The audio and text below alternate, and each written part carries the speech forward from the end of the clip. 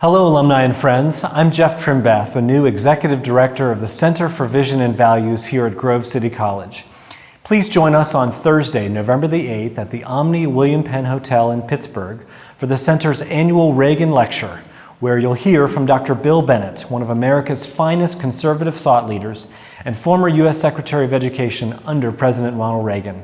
Dr. Bennett will sit down for a conversation with our own Dr. Paul Kengor, noted Reagan scholar and Chief Academic Fellow of the Center for Vision and Values.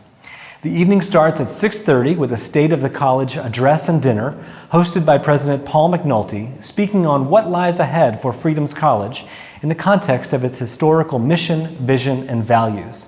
That's Thursday, November the 8th at 6:30 in Pittsburgh. Go to visionandvalues.org/Reagan for all the details, and I look forward to seeing you there.